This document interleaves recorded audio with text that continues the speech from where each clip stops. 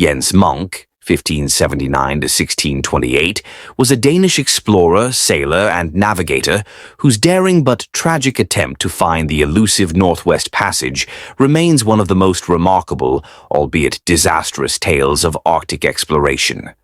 Born in Norway when it was part of the Kingdom of Denmark, Munk grew up in a seafaring family. Orphaned at a young age, he developed his skills as a sailor and rose through the ranks of Danish naval expeditions, eventually leading him to the fateful journey that would define his legacy. Jens Munk was born in Barbu, a village near Arendal in southern Norway, in 1579. He lost his father at a young age, and his mother remarried, leaving Munk to fend for himself. His difficult childhood shaped his tenacity and ambition. Munk took to the sea early, learning navigation and ship management, and by his 20s, he had gained significant experience in trade voyages, particularly to the northern waters around Russia. His career as a sailor took off when he entered royal service under King Christian IV of Denmark-Norway.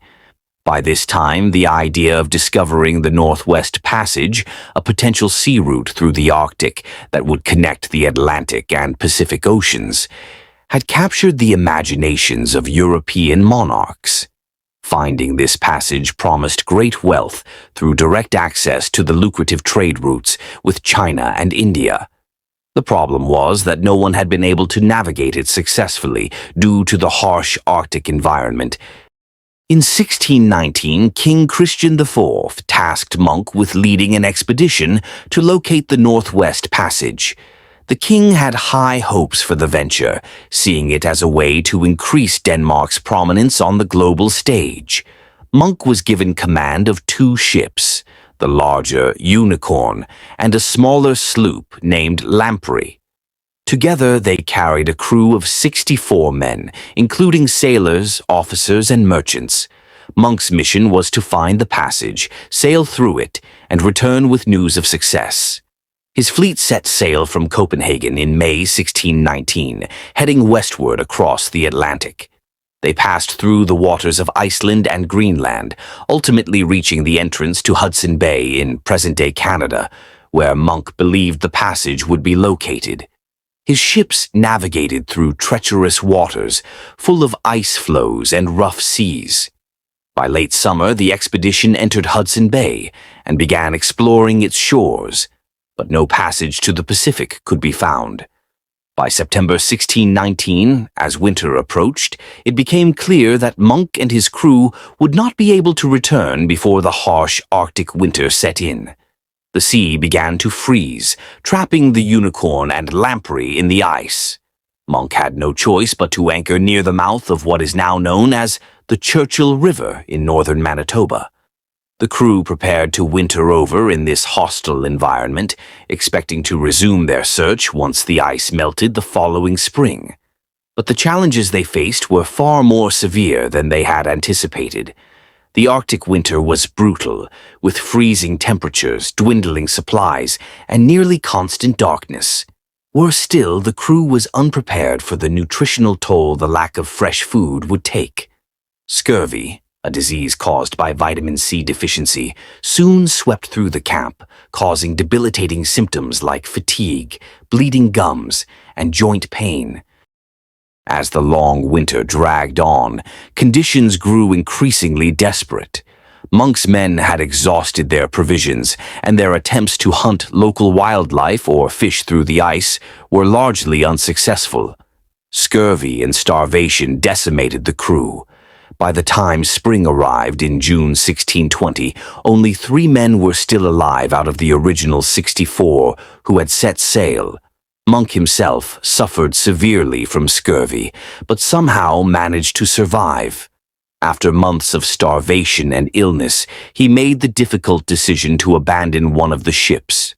With the help of the 2 remaining crew members, Munk attempted to sail the smaller Lamprey back to Denmark, leaving the frozen Unicorn behind in the ice.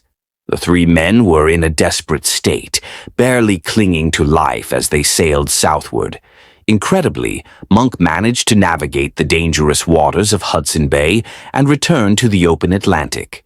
The Lamprey sailed across the ocean, and in September 1620, the battered ship reached the coast of Norway. The three survivors were emaciated and near death, but they had made it back to civilization.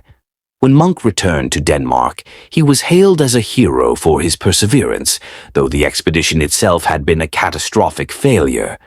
Despite the loss of nearly the entire crew and no discovery of the Northwest Passage, Munk's determination and leadership were praised.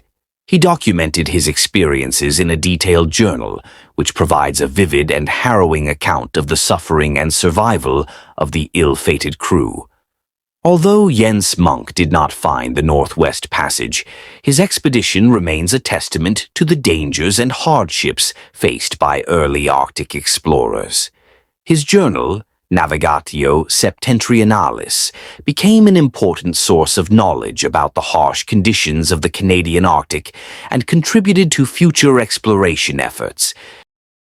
Munk's story is often overshadowed by more famous explorers of the Northwest Passage, such as Henry Hudson or Sir John Franklin. However, his expedition is significant for its documentation of the Arctic environment and the extreme toll that scurvy and isolation could take on a crew. While the Northwest Passage was not successfully navigated until centuries later, Munk's voyage is remembered as one of the many valiant but tragic attempts to conquer the Arctic's brutal challenges. In modern times, Munk's legacy has been revisited by Danish and Canadian historians, and monuments to his efforts can be found in both countries. The town of Churchill in Manitoba, near where Munk's expedition was stranded, remains a key point of interest for historians and adventurers alike. Jens Munk's journey is a tale of survival, leadership, and human endurance against unimaginable odds, highlighting the dangers and unknowns faced by explorers in the age of discovery.